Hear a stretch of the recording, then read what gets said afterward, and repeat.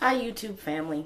I know I have been missing in action for a while, but everything around here got a bit crazy.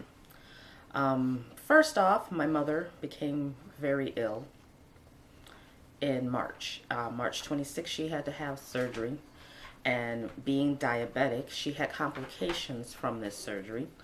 And in from March 26th to May 5th, she had 5 surgeries.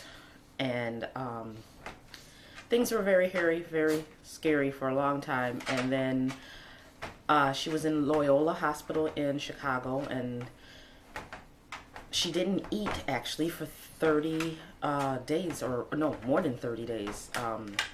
Probably about 60 days. She did not have any food. She was fed intravenously for all this time.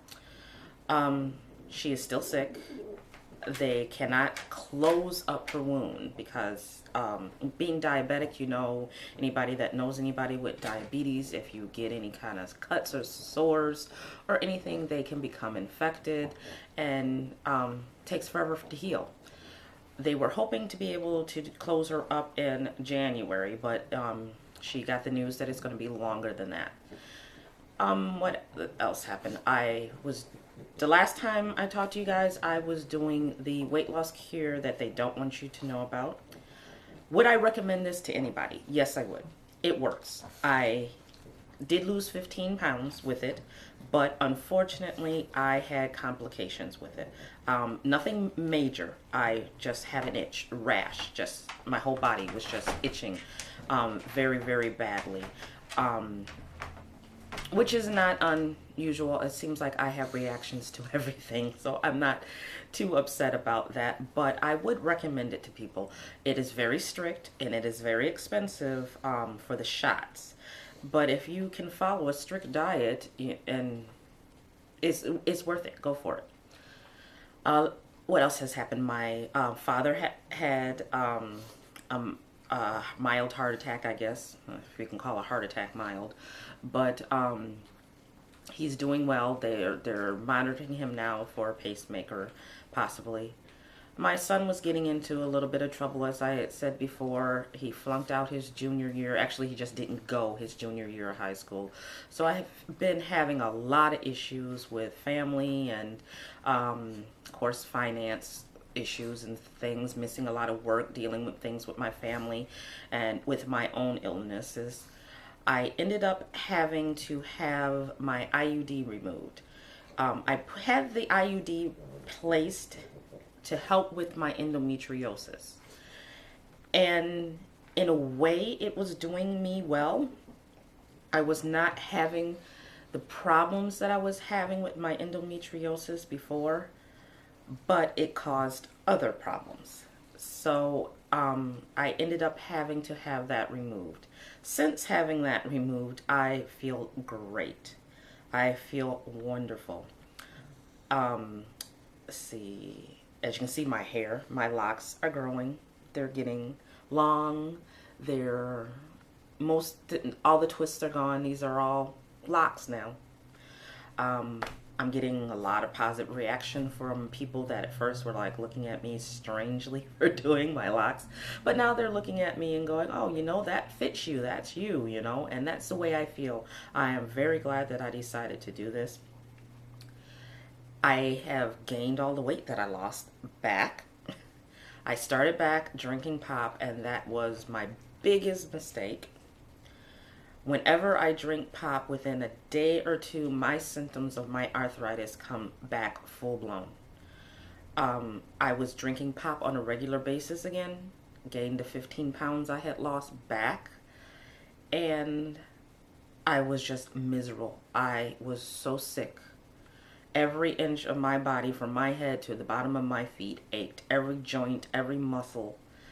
I have been off pop for 3 weeks now, and all that is gone.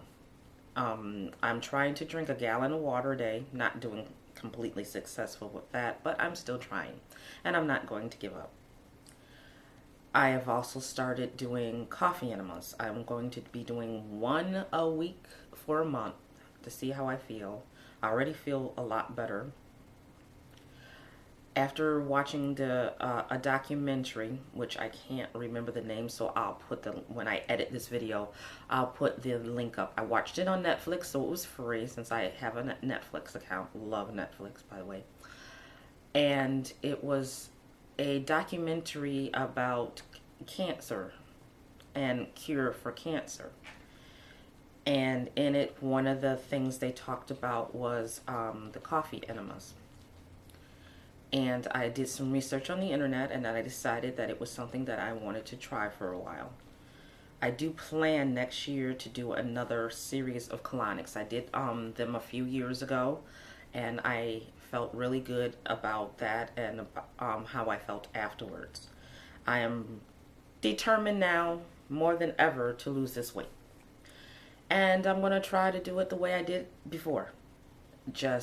But this time a lot more healthier.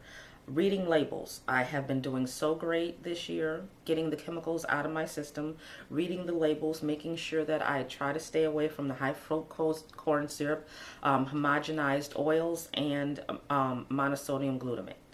And basically any other chemical I'm finding in it. If it doesn't have oranges, or if it doesn't have tomatoes and onions and garlic, basic ingredients in it, I'm not eating it.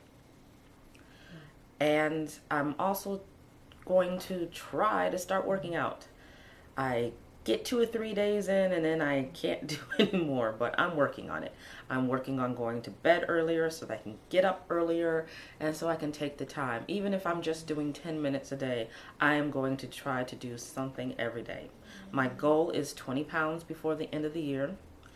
And because with even though I am not a baptized witness, Jehovah's Witness, I do follow their teachings, so I don't celebrate holidays, so I don't have to worry about all that eating during the holidays.